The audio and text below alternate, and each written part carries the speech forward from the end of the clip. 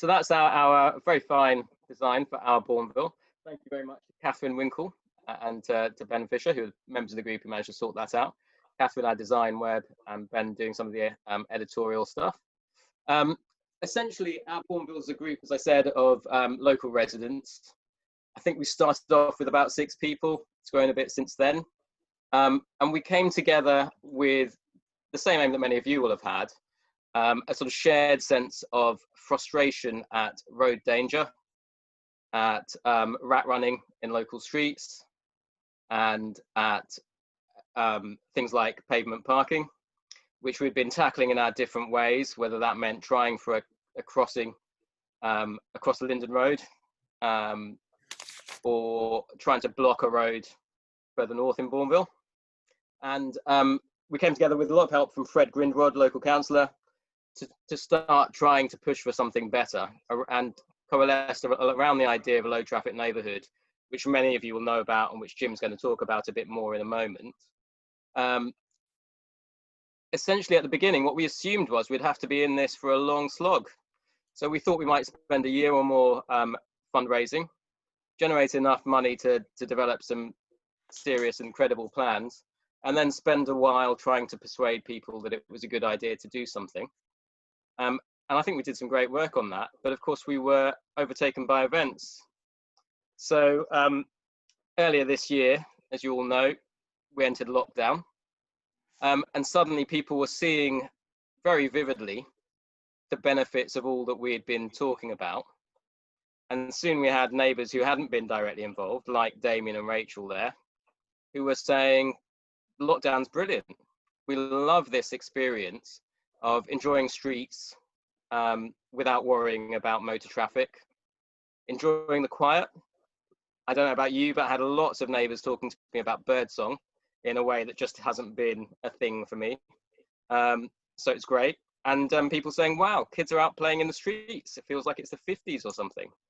And of course, they didn't want it to go back. So just as Rachel and Damien there say, we don't want to go back to busy traffic, fast cars, noise and air pollution. I was hearing that from neighbours all over the place, and so were the other members of the group. And so we thought, well, great, there's a moment there. There's something that we can build on. That's going to have to help. And then again, we were overtaken by events when in May, on the 9th of May, we had the announcement from Grant Shapps, who said, well, we've got a £2 billion package to get people cycling and walking, and amongst other things, said with a tone that the government hasn't tended to use, that this is a once in a generation opportunity to deliver a lasting change. So, you know, that's obviously brilliant. Many of you have been excited at the same way, I imagine. And of course, things have continued to move pretty quickly since then. So you had the initial announcement on the 9th of May. Sorry? You had the initial announcement in May with measures should be taken as swiftly as possible. And in any event, within weeks. Then by the end of May, clear statement that anything that does not meaningfully alter the status quo on the road will not be funded.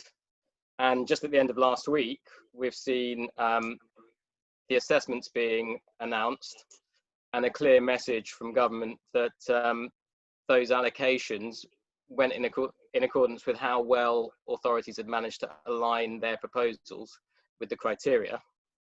And of course, we've been incredibly well served here in Birmingham and the West Midlands, and our authorities won 112% of what it had originally been allocated. So what have we been doing in the meantime?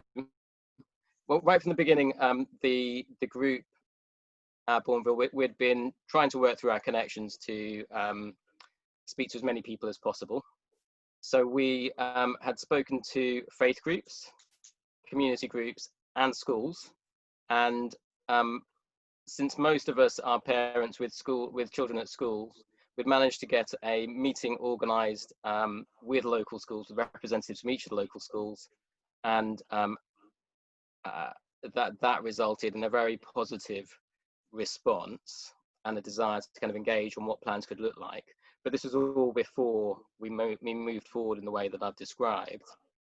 So we'd also lined up immediately before lockdown the opportunity to speak to both community and faith groups. And then we came into the passage that I've just described, with things beginning to move that a little bit faster. What we've been told at the moment, of course, is that there will be low traffic neighbourhoods in 2 locations in the city. We were rather hoping we might make it into the first 2, but we're only slightly disappointed. That's gone to Kings Heath and Lozells. And we're obviously delighted that there are going to be 2 low traffic neighbourhoods in the city to show how this can work. And we're now pushing to hope that we might be in the next group.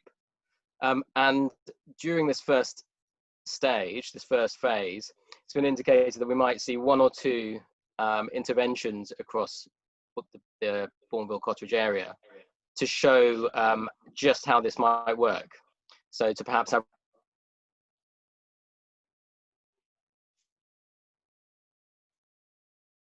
one road closure about low traffic might see just how a road closure can change the way that things work locally. Alongside that, I gather from Tim that Sustrans will be doing some community development work. So that should be excellent. Sorry, I'm managing to lose that. Oh, okay, there we go. That's not very impressive, is it? Let's try again. I managed to lose my presentation. Cursor. Sorry? There we go. There you go. Perfect. So, so what we've got is a situation where we were building this awareness of what's going on, hoping that that would result in plans that we could develop over time. But we've been rather overtaken by events. What we've tried to do, therefore, is we've put out a survey with 3 simple questions on it, which has been answered so far by over 400 local residents, and they've come up with some fairly predictable to many of you concerns about fast-moving traffic, about safety at junctions, and so on. So that's been fed in to the council and also through BVT, Bournville Village Trust, which covers most of this patch, which has been incredibly supportive in agreeing to help us analyse those results and see how we might take matters forward. We've also got both a Twitter account and a Facebook group.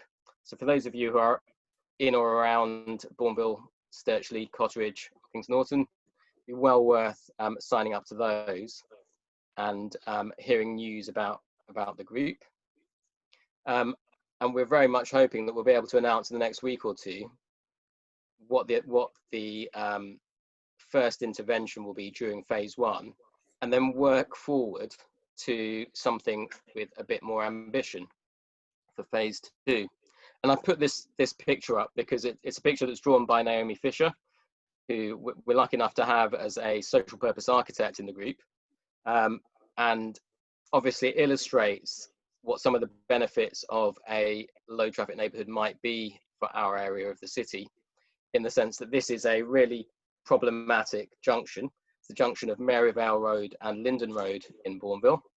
It's got some fantastic local shops, but the 4-way junction immediately outside those shops is so dangerous that people who drive, walk or cycle all find it petrifying. And so here's a proposal that would involve blocking the end of that road, and it's an illustrative proposal, because the whole thing, as you know about low traffic neighbourhoods, is to talk to people and develop things with them. But this would block that, create some pedestrianised space, and as well as simplifying the junction, calm the road beyond it, and create additional space for the cafe that you can see there on what is the right of the picture, and to the left, both a very popular local butchers, Rossiter's, and the Clean Kilo, which often have on a Saturday morning and even during the week, people queuing outside. So that's where we've got to with that. And it's like that. Let's use the cursor. Sorry. Okay, there we go. And I suppose where we are at now is looking at what the next few weeks might bring, and as well as that illustrative first intervention, we've got this situation where we want to begin to get people thinking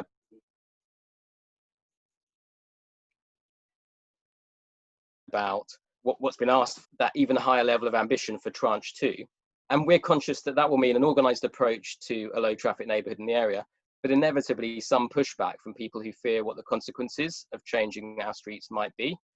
And so we're really, really keen to find ways of communicating well with people across the patch, to make links with people campaigning for low traffic neighbourhoods in other areas of the city and elsewhere, connect with them for encouragement, and also to overcome some of the objections that have already been made.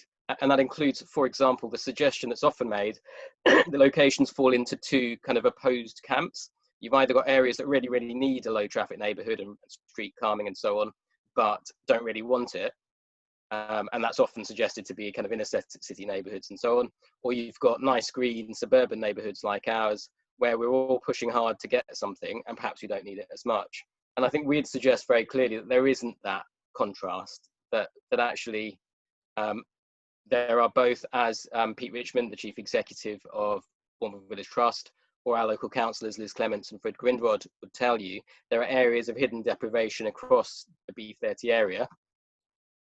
And also that if you go to areas like Lozells and elsewhere, there are a lot of people who do want to see change and are eager to see these interventions. We think connecting with other groups will help to demonstrate what we have in common. And also on a really simple physical level, most of us don't get out on a bike or to walk across the city expecting just to stay in our own neighbourhood. So there's something about planning across boundaries. So I feel that what we're doing in Bournville is very much about Stirchley, Cotteridge, Northfield, Weedy Castle, the areas around us. And actually it's quite a lot about heading over to Moseley and further afield and into Lozells and so on, because I'd expect to cover those areas if I went out with my kids walking or on a bike and I didn't have to worry about cars in the same way as we do now. So we're really keen to make those connections and to do what we can to kind of encourage this work right across the city.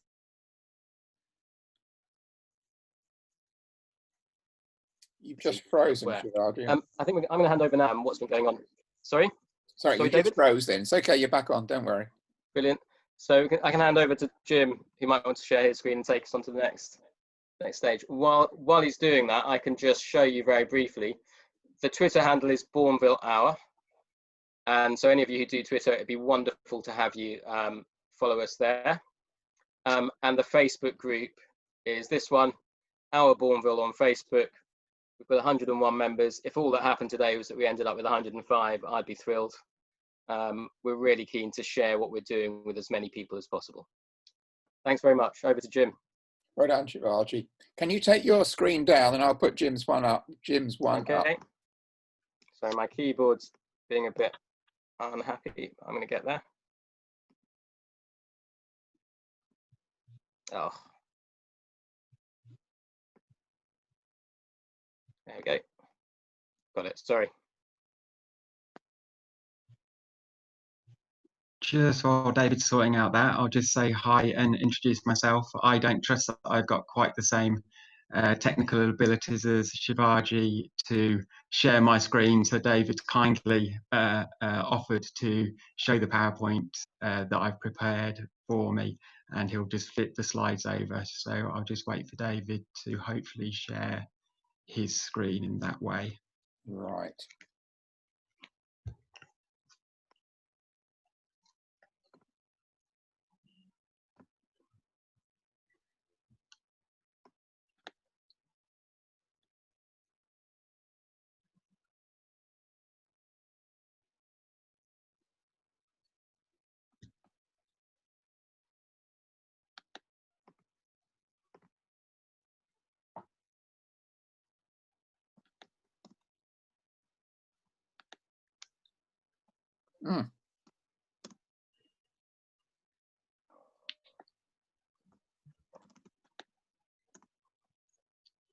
Well, it's on my screen, but it won't share it. Hang on.